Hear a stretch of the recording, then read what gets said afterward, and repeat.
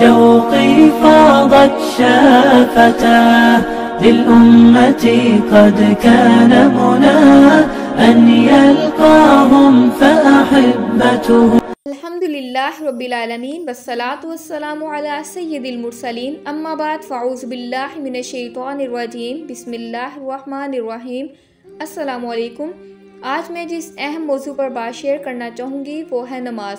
وَأَقِیمُوا الصَّلَاةَ وَآتُوا الزَّکَاةَ وَارْکَعُوا مَعَ الرَّاکِعِینَ، اور نماز قائم رکھو اور زکوٰۃ دیا کرو اور رکوع کرنے والوں کے ساتھ مل کر رکوع کیا کرو۔ ویڈیو آگے دیکھنے سے پہلے اگر آپ نے اب تک ہمارے چینل کو سبسکرائب نہیں کیا ہے تو اسلامک انفارمیشن کو سبسکرائب کریں، بیل آئیکن پر کلک کریں اور ویڈیو پسند آئے تو ضرور لائک کریں۔ نماز پڑھنے سے پہلے جسم و لباس کا پاک ہونا ضروری ہے۔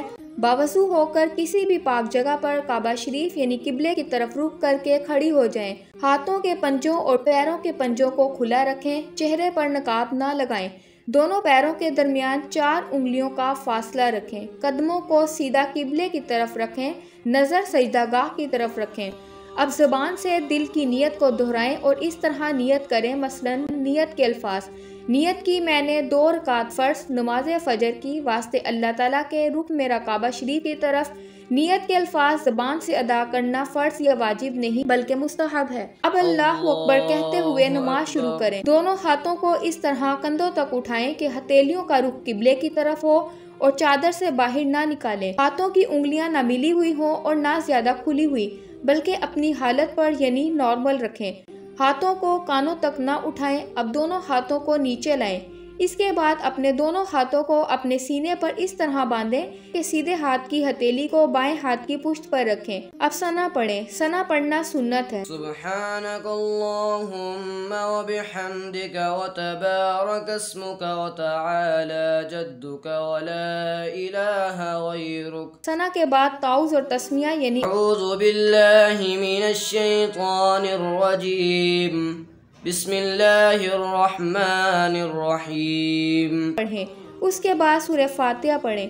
الحمدللہ رب العالمین الرحمن الرحیم مالک یوم الدین ایاک نعبد و ایاک نستعین اهدنا الصراط المستقیم صراط الذین انعمت علیہم غیر المغضوب علیہم ولا الضالین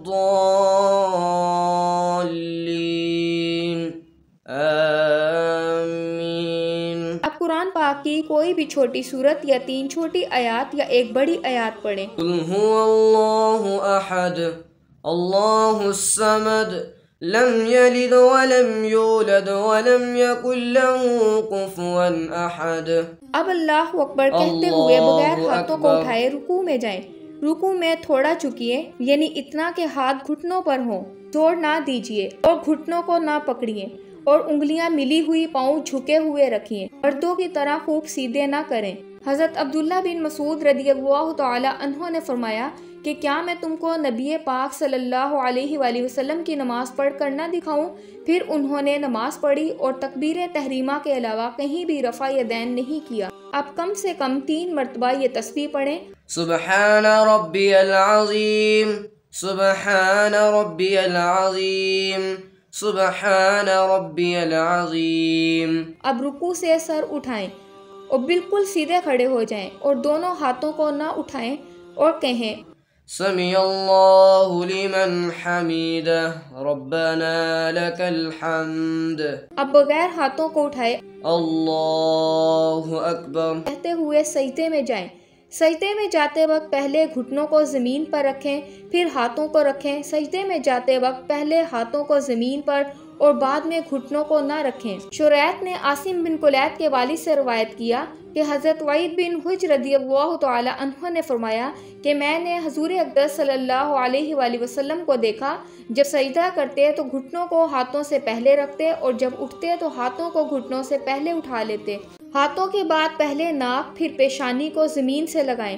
سجدہ سمیٹ کر کیجیے یعنی بازو کروٹوں سے، پیٹ ران سے، ران پنڈلیوں سے اور پنڈلیاں زمین سے ملا دیجیے اور دونوں پاؤں سیدھی طرف نکال دیجیے۔ اب کم سے کم یہ تسبیح 3 مرتبہ پڑھیں۔ سبحان ربی الاعلی سبحان ربی الاعلی سبحان ربی الاعلی۔ اب سجدے سے سر اٹھائیں، پہلے پیشانی کو اٹھائیں، پھر ناک کو اور دونوں ہاتھوں کی ہتھیلیوں کو اپنی رانوں پر رکھیں۔ اب دونوں پاؤں سیدھی طرف نکال دیجئے اور الٹی سرین پر بیٹھیے اور کم سے کم ایک تسبیح کی مقدار بیٹھے رہیں۔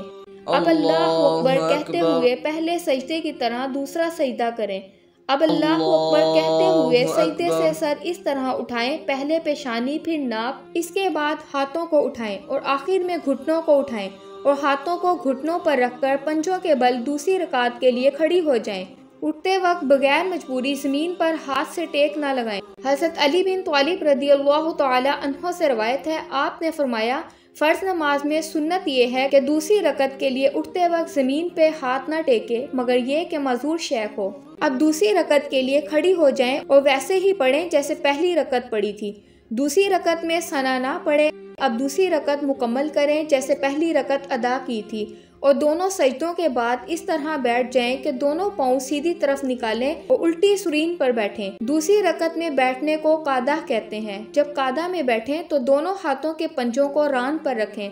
اب پوری التحیات پڑھیں۔ التحیات للہ والصلوات والطیبات السلام علیک ایہا النبی ورحمت اللہ وبرکاتہ السلام علینا وعلی عباد اللہ الصالحین۔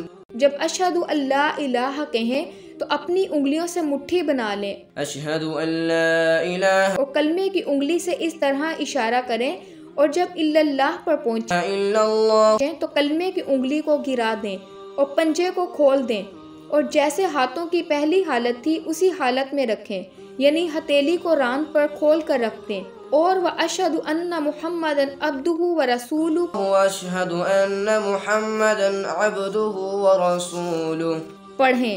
شہادت یعنی کلمے کی انگلی کو اس طرح اوپر نیچے نہ کریں اور نہ اس طرح گول گول گھمائیں۔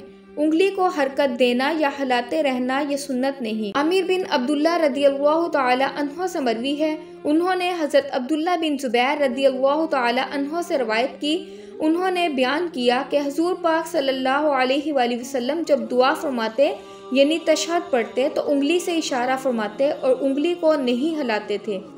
اب درود ابراہیم پڑھیں۔ اللہم صل علی محمد وعلی آل محمد كما صليت على إبراهيم وعلى آل إبراهيم إنك حميد مجيد اللهم بارك على محمد وعلى آل محمد كما باركت على إبراهيم وعلى آل إبراهيم إنك حميد مجيد۔